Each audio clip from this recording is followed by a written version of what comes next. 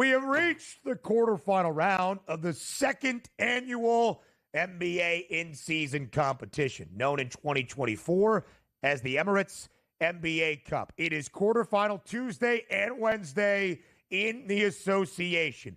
2 games tonight, a doubleheader of knockout/quarterfinal round action, and then, of course, 2 more games tomorrow on quarterfinal Wednesday. Joe, before we dive into the actual matchups that we will see in both nights, starting with our doubleheader on this Tuesday, the 8 teams still left standing. Of course, if you remember us breaking down all of the action, it is the 3 group winners, Group A, B, and C in either conference, and a wild card team that had the best record and or point differential to earn that wild card berth into the knockout round, the quarterfinal round of the NBA Cup. The Oklahoma City Thunder, they won their group. They are on to the quarterfinal round. They had one of the shortest prices entering the NBA Cup, and here they are as the favorites past group play, plus 280. The Knicks, not all that far behind after winning their group in a decisive game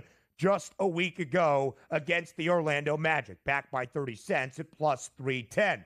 The Bucks have figured something out, using the NBA Cup perhaps to spur some positive momentum back into their season at plus 450. And the Houston Rockets have been great all year long. 7-1 for them, plus 750 for their in-state foes in the Mavs. In the Warriors, round out our list of teams, Joe, at a 10-1 price or shorter at plus 850. Hawks, Magic, really long numbers. 23-1 for Atlanta.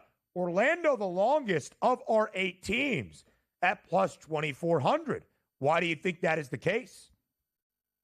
Yeah, well, I mean, listen, the Hawks and the Magic, of course, we were questioning the loss of Paolo Banchero over a month ago. We're going, boy, oh boy, that's the end of it for Orlando. And it didn't look good the first couple of games, Ben, that they had to play without him. But ever since then, boy, oh boy, they have been rolling teams, and they've been doing it with very physical play, owning the boards, and they are getting it done and learning how to play without Banchero, and it's working in Atlanta. The minute they finally got healthy, Ben, a couple of weeks ago, Atlanta has been an absolute bet-on team. This team currently with Atlanta was the team we thought was going to be very dangerous before the season started. They just hadn't played it all because of the injuries. But I think what you're seeing now is a different Hawks team, much like Orlando, than they were a month and a half ago when the season started. Both teams very dangerous to me. Yeah, I would agree with that, Joe, as well. You look at these odds, you see where these teams are, and we see the matchups that will dictate the rest of the bracket, trying to get to Las Vegas, trying to get to Sin City to play in the semifinal. Semifinal still on home floor. Joe Frieza, we need you here to make sure we know this. The NBA Cup semifinal in Vegas, NBA Cup championship game also in Vegas. So the winners of these will head to Las Vegas to make sure that they can contend for the NBA Cup. And again, Joe Frieza, producer extraordinaire, I do believe the only game that does not count to your regular season record is that championship game. Both the quarterfinal and the semifinal both do count toward your regular season record. Joe, the Thunder, the short favorites at plus 280. OKC, not just a short favorite to win the NBA Cup, but a short favorite to win the NBA's Western Conference at plus 185, more than $4 in front of the Mavs, who have that second best price. The favorites, though, to win the Eastern Conference, well, the Knicks are sandwiched in between. But the Celtics were the favorites to win the NBA Cup before this whole in-season competition got started. And the Cavs, of course, still one of the best teams in the NBA. In fact, they hold the NBA's best record. Neither Boston nor Cleveland into the quarterfinal round. They were in the same group, East Group C. Who won that one? The Atlanta Hawks. A team that is playing much better basketball as of late. A game above 500 at 13-12. But, Joe, some of those heavy hitters from the Eastern Conference component of the NBA Cup competition, not necessarily there as the odds anticipated before group play got underway.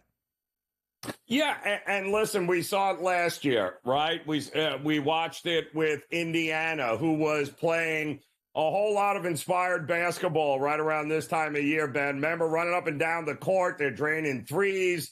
They are, they're having a great time. And could Orlando be that team this year? The Lakers were able to get it done because they were playing quality basketball early last year, and then the wheels fell off. I mean, how much effort, push comes to shove? Does Dallas really care about the NBA Cup? Does some of those teams that are favored, Ben? It wouldn't shock me that a big number team there on the right-hand side, whether it be the Warriors, the Hawks, the Magic, somebody is going to surprise us and be in that finals. The question is, which team can we make the money on? Yeah, absolutely so. And then we'll start to discuss how we make that money up next when we look at our quarterfinal matchups on this Tuesday night. We'll head to Milwaukee. The Bucks playing such better ball than they were earlier in the season when we were all asking a similar question. Do Giannis and Dame still have it? Is Doc Rivers once again the issue in the state of Wisconsin? And a great one out in the Western Conference that could be a Western Conference Finals preview between the Thunder and the Mavs. Remember the two prices that I said to win the Western Conference crown? Oklahoma City, the favorite, plus 185. Who's got that second best price? Our reigning Western Conference title winners, the Mavericks, at a 6-1 number, Joe. Yeah, I think this is going to be very interesting, these first couple of games here, Ben. I think we're going to learn a little something about this Milwaukee team. And I definitely think we're going to learn a little something about what's in the tank here for Dallas and how bad do they want this after losing a year ago to the Celtics. We shall see. A trophy is at stake. Perhaps not tonight, but for the 8 teams still remaining in the NBA Cup, just 2 more wins, and you're playing for that trophy. More around the NBA Cup. Our doubleheader next. Let's get you set for quarterfinal action and our 2 games on this Tuesday in the NBA Cup, the round of 8, the knockout round, the quarterfinal round of the second ever NBA in-season competition. It starts with a matchup in the Eastern Conference. The Milwaukee Bucks, 6.5-point home favorite inside the Pfizer Forum now against the Orlando Magic. The Magic played in a game to win their group against the Knicks a week ago in the Garden. They did not win it. However, Joe, they did have a strong enough point differential to earn that wild card bid into this stage, the Eastern Conference component of the quarterfinal round.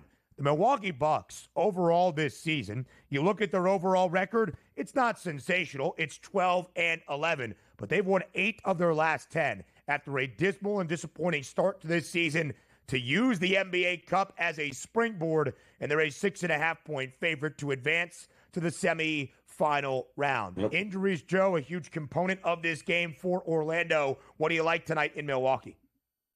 I don't like Orlando. It's one thing to lose Boncaro, and then Franz Wagner steps up and averages 27, 28 points a game, and all of a sudden Orlando is winning and playing great basketball. Now, a couple nights ago, Franz Wagner gets hurt.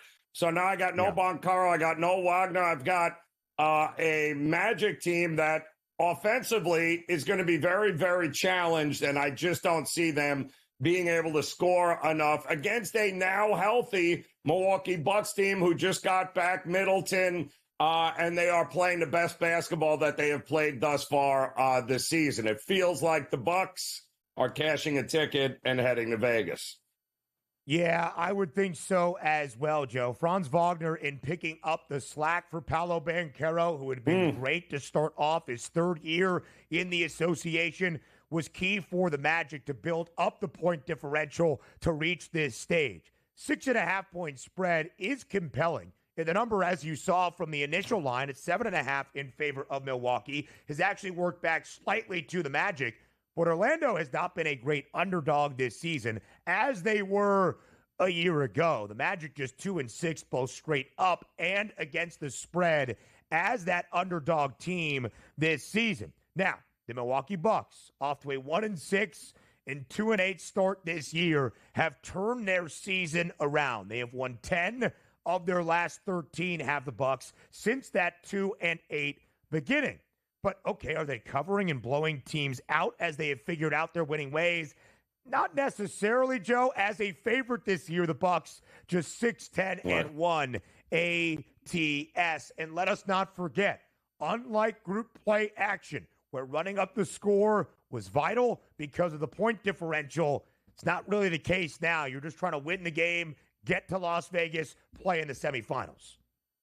That's it. It's just win and advance. But again, we saw Milwaukee last year lose in epic fashion, I believe. What was it? To Indiana, that ended up advancing there. I think they've been there. They've done this. And I think they want to keep the momentum going, especially now that they got Middleton in there. The matchup advantages are there. This feels like a Giannis point prop over to me, too. I think he'll have his way against Orlando tonight.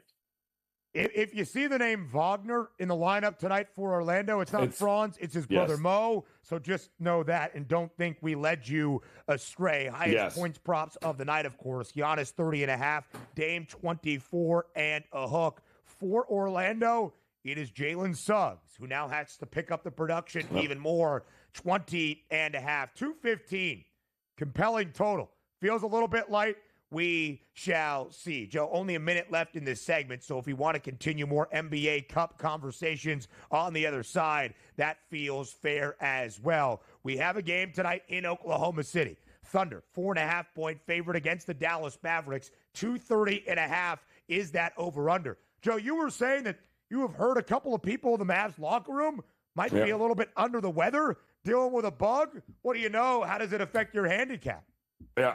Well, that's a lot of questions, a lot of questionable people here. There's a rumor going around that some guys are sick in that locker room and have not practiced. But, hey, listen, they've won 11 of their last 12. They've won 7 straight. This is the hottest team in the NBA, but they got to have their full complement going up against OKC. There is no doubt about that, Joe. The Dallas is the hottest team in the NBA, entering the NBA Cup quarterfinals. As you said, winners of 7 straight, 11 of their last 12. They have covered in 10 of 12 in this recent form as well. We'll continue the NBA Cup next before we go to college. A little bit more on this NBA Cup quarterfinal Tuesday before we turn our attention to college basketball. John Rothstein will be on the show in just a little bit as well. Joe, just to tidy up the point on the Mavs and the Thunder, 4.5-point spread in favor of OKC. 230.5 is that total. We'll see the availability based on whatever bug is going around with the Mavericks in that locker room. Right now, nobody has been listed out in full for tonight's game. OKC has been one of the best cover teams in the NBA the last year plus. They have been a favorite in their last 24 games since the season opener and winning outright as a short underdog against the Nugs. They are 13-9 against the spread as the favorites. You mentioned the Mavericks, who have won 7 straight, 11 of their last 12. They have covered in 10 of those 12 games in this recent good form span. And as an underdog this year, Joe, both 5-3 straight up and 5-2-1 against the spread, meaning when Dallas covers as a dog, they often win outright, which is what they are trying to do here in the quarterfinals to advance to the semis in Sin City. Yeah, and OKC has not been a great home favorite, just 6-5 there, Ben. So this is, listen, they've done a great job of blowing out the bad teams, OKC, and winning by double digits. This is a different animal. And yes, this is going to be personal for OKC since it was Dallas that, bounced them last year on their way to the finals. But this is a different test. Hartenstein now back and available here for OKC, but still no Chet Holmgren. They've had to change things up here a little bit. It's still a matchup nightmare to me for OKC. Dallas has only lost 1 game by 5 or more points since November 4th, man. I don't think with the playoff atmosphere that we're going to have here, anything is going to change. They're going to throw everything at Doncic, who's 100% healthy, unlike what he was in the playoffs a year ago there in the Western Conference Finals. I think they're going to have their hands full here tonight, provided everyone's available. P.J. Washington, Najee Martin, as long as they're there, that's enough depth on Dallas to make this a game in which I'll take as many points and sprinkle on the money line for the Mavs. Death, taxes, a Shea Gilgeous-Alexander points prop around 30. It is 30.5. Luka Doncic at 28.5. Kyrie Irving at 21.5. Jalen Williams is a key for OKC, both offensively from his scoring component, 22.5, and what he might do in those defensive matchups for Mark Dagnall and Oklahoma City as well.